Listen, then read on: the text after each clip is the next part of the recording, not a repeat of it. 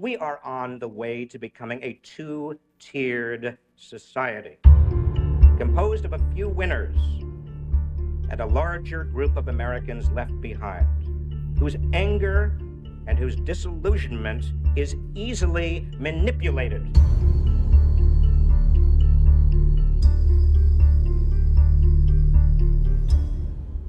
The old middle class has become an anxious class, worried not only about sustaining their incomes, but also about keeping their jobs and their health insurance. On a recent national poll, 55% of American adults said they no longer believe that you can build a better life for yourself and your family by working hard and playing by the rules. In the years after World War II, America built the biggest middle class in world history on the foundation of that bargain. We turned our hard work into homes and cars and health care and pensions, and the middle class grew and prospered and enriched further as the barriers to race and class and gender slowly began to fall, just began to fall. Poverty reached an historic low, and the sense of possibility, that wonderful sense of possibility, grew stronger. But then something happened. Around 15 years ago, this American dream began to fade. And as it faded, middle-class families tried every means they had of holding on. Spouses went to work. When did you find that great increase in women in the workforce? In the late 1970s, in the late 1980s. Both parents worked longer hours, or they took multiple jobs. They decided to have fewer kids. Middle class, actually, the number of kids in an average middle class family has actually declined.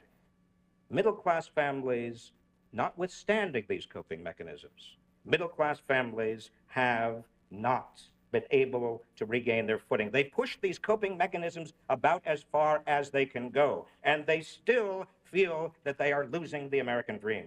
My friends, we are on the way to becoming a two-tiered society, composed of a few winners and a larger group of Americans left behind, whose anger and whose disillusionment is easily manipulated.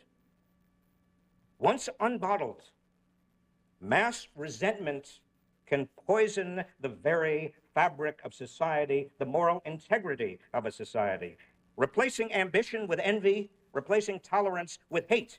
Today, the targets of that rage are immigrants and welfare mothers and government officials and gays and an ill-defined counterculture. But as the middle class continues to erode, who will be the targets tomorrow? All of which raises the central question: why is it no longer the case that working hard and playing by the rules reaps a just reward? Why is it that over the past 15 years, the middle class has been fragmenting? Simply this: hard work is not enough anymore because two emerging forces have rewritten the rules. The rules are now different. The first emerging force is technology, largely computerized, computer-based technology, which has either eradicated or devalued every routine job in America, which can be done by a software program, and simultaneously enriched every job utilizing the problem-solving skills of the human brain. The second force is global competition, which has reinforced the same trends, imperiling the jobs of those who must compete with low-wage workers elsewhere on the planet, while rewarding those better equipped to take advantage of new markets for American insights and American skills. And we cannot overlook labor unions, whose decline accounts for as much as 20% of the increase in wage inequality among men. Now, we know that we cannot resurrect the old middle class of the first decades after World War II. The economy has changed forever. We can't bring that back. But what we can do is clear the way for a new middle class, a middle class equipped to master the realities of the new economy, at least as large, even more inclusive than the vast middle class of our younger years. A new middle class with plenty of room for people who play by the rules, without requiring necessarily a four-year college degree as an entry ticket. A new middle class that rests on a refinement of the old American bargain. You take responsibility for working hard, you get a chance to work smart. The private sector has a critical role to play in creating this new middle class. It will not happen unless companies invest heavily in training their workers to use the new technologies and give them authority to make decisions. This is not a matter of charity. This is not a matter of doing good. This is a matter of the bottom line. The best companies in this country right now, large and small, Levi Strauss, Lincoln Electric, LS Electro Galvanizing, Anheuser-Busch, they are treating their workers as assets to be developed, nurtured, trained, rather than as costs to be cut.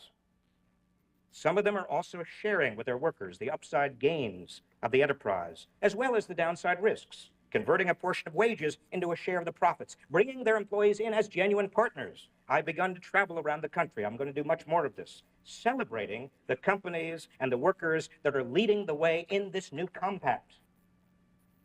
But mark my words, if American industry fails to forge such a compact with their workers, it will jeopardize American competitiveness in decades to come. If American business continues to pursue short-term profits at the price of insecurity and falling living standards for a large portion of our society, it will sooner or later reap the bitter harvest of popular rage. The American public is basically pro-business, but that support rests upon an implicit bargain. And American business betrays that bargain every time it fires an older worker in order to hire a younger one at a lower cost. Every time it provides gold-plated health insurance to top executives, but it cuts health insurance or denies health insurance to its regular workers. Every time it labels an employee who had been a full-time employee an independent contractor for the purpose of getting that employee off the payroll and lowering various benefits. Every time it discards its workers rather than investing in their future capacity to produce, and produce more, and produce better, and produce smarter, particularly when profits are booming. What America must do, fundamentally, is empower every man and woman to earn their way into the new middle class. This is the administration's central mission. We must not be distracted and will not be distracted by secondary concerns or entangled in partisan wrangling. We are eager to cooperate with the new leadership in Congress on how best to rebuild the middle class.